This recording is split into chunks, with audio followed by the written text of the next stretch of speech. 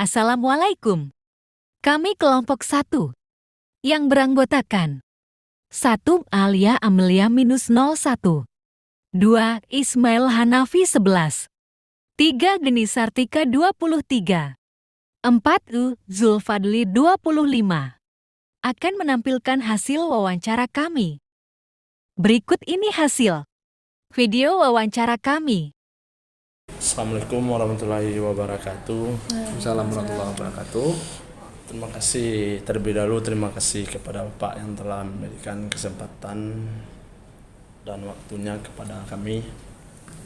Jadi langsung saja ke inti acara kami, Pak, yaitu mewawancarai Bapak dengan tema karakteristik dan kebutuhan usia dewasa yang akan ditanyakan oleh Geni Sartika dan Ismail Hanafi.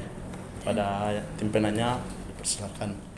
Pertanyaan pertama, mengenai bagaimana karakteristik perkembangan masa dewasa. Baik Pak, di sini saya mau bertanya kepada Bapak, dari pengalaman Bapak, bagaimana karakteristik perkembangan usia di masa dewasa? Perkembangan karakteristik Dan Kebutuhan usia dewasa. karakteristik perkembangan di masa dewasa. Semestinya ya, karakteristik perkembangan di usia dewasa itu lebih banyak kepada membangun karakter sendiri. Artinya tanda kutip ya, itu menjadi diri sendiri gitu. Ya, menjadi diri sendiri itu menjadi menanamkan cikal bakal dia mau jadi apa gitu ya. Jadi apa, kemudian untuk konsep dirinya itu sudah teguh gitu. Itu yang perlu kita ambil di usia dewasa tuh ya. Konsep diri itu sudah teguh, sudah kuat. Dia tidak mudah terpengaruh dari orang di luar dirinya, artinya orang lain gitu ya. Kira-kira seperti itu ya karakteristik di usia dewasa. Pertanyaan kedua, mengenai bagaimana perbedaan individu masa dewasa dengan masa sebelumnya. Selanjutnya Pak, apa perbedaan individual di masa dewasa? Perbedaan individual di masa dewasa dengan Maksudnya dari masa yang sebelumnya ke tahap masa dewasa. itu maksudnya ya. Jadi perbedaan individual di masa sebelumnya dan di masa dewasa itu kalau seperti Bapak bilang pertama tadi, bahwa individu yang di usia remaja itu ada kategori remaja awal, remaja tengah, dan remaja akhir ya. Remaja akhir itu diakhiri di sekitaran usia 18-19 tahun. Kan itu ya. Setelah itu masuk ke dalam dewasa awal. Dewasa awal itu bisa dikategorikan kalau di sistem pendidikan kita di Indonesia itu sudah masuk jenjang perkuliahan gitu ya. Itu sudah masuk ke dalam dewasa awal. Jadi apa perbedaannya gitu? Nah, di situ ya inti pertanyaan. Apa perbedaan? Mungkin situ mengarah pada karakteristik tadi ya. Karakteristik bisa kita alihkan kepada psikologis lah, ya.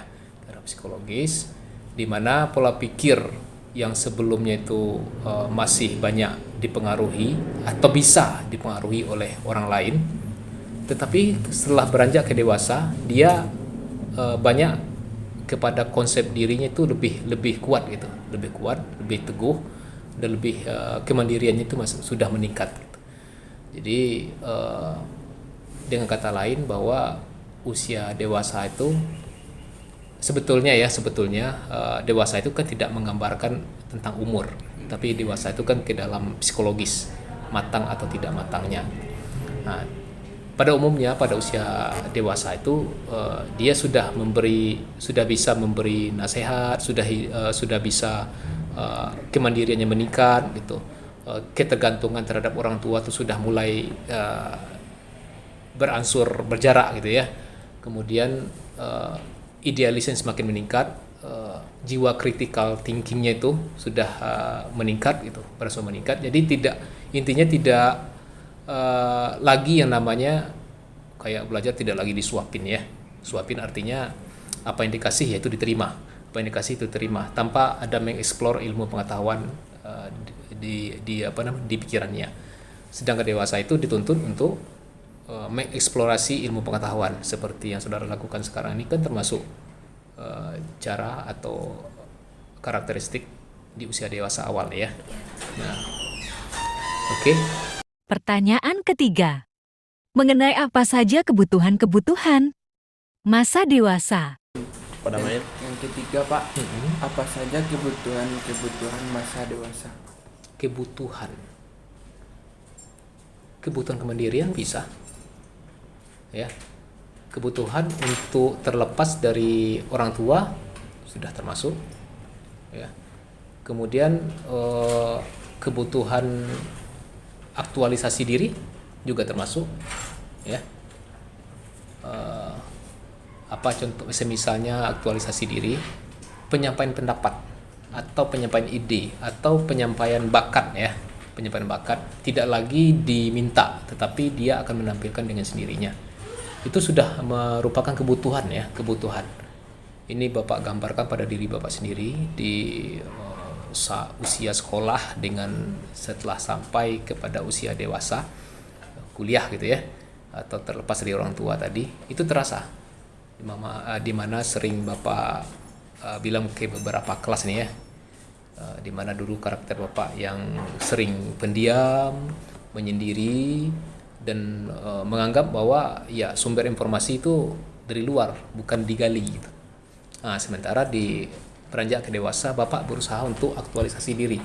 Ingat ya, aktualisasi diri itu merupakan kebutuhan hidup sebetulnya. Tapi presentasi dari anak-anak, remaja, dewasa itu berbeda. Tentu lebih besar kepada dewasa ya, aktualisasi diri. Nah, itu kebutuhan dalam kerucut Del. Anda bisa melihat ya kerucut Del. Ya, silakan lanjut. Pertanyaan keempat. Mengenai bagaimana cara mengatasi remaja yang telah memasuki usia dewasa tetapi tidak mengalami perubahan sikap dan psikis. Yang terakhir Pak, bagaimana mengatasi remaja yang telah memasuki tahapan dewasa terapi tidak mengalami perubahan sikap dan psikis? Oh, gitu. Dia remaja beranjak ke dewasa, artinya kalau kita bawa kepada usia sekolah dengan usia perkuliahan itu kan nampak ya. Kalau usia sekolah, remaja akhir, kuliah, masuk kepada dewasa awal. Itu rata-rata seperti itu, walaupun ada pendapat lain yang mengatakan bahwa remaja akhir itu sampai kepada usia 20 ya.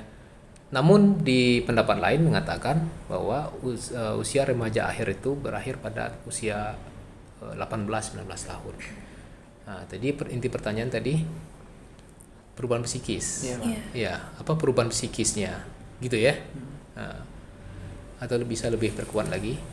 Gini Pak, seorang remaja yang telah memasuki tahap dewasa tetapi tidak mengalami perubahan secara sikap dan psikisnya ya. Tadi tetap sama. gitu ya. Nah, ini kembali kepada pendapat peneliti-peneliti yang lain ya, mengatakan bahwa dewasa itu tidak digambarkan dengan umur atau usia. Itu memang ada benarnya, dan bukan juga 1-2 penelitian tentang itu, banyak ya, ada beberapa penelitian tentang itu, bahwa psikis seseorang disebut dengan sudah dewasa itu tidak semata-mata digambarkan dengan fisiologisnya, fisiknya ya. Jadi ketika kita lihat seseorang sudah critical thinkingnya meningkat gitu ya, tingkat kemandiriannya meningkat, ingin pisah sama orang tuanya itu sudah ada gitu, itu sebenarnya dia sudah menggambarkan dia sudah beranjak dewasa sebetulnya. Idealisnya meningkat gitu ya, bisa mengemukakan pendapat gitu. Nah, tapi hal-hal itu tidak tampak, misalnya maaf tanda kutip cengeng misal terhadap orang tua ya, sedikit maaf Pak, sedikit bantu Pak ini. Padahal hal itu belum diupayakannya. itu pertanda seseorang itu belum beranjak dewasa sebenarnya. Karena critical thinking, kemudian ingin berpisah sama orang tua, itu semua itu sebenarnya sudah menjadi konsep pokok sebenarnya bahwa seseorang dewasa atau tidak.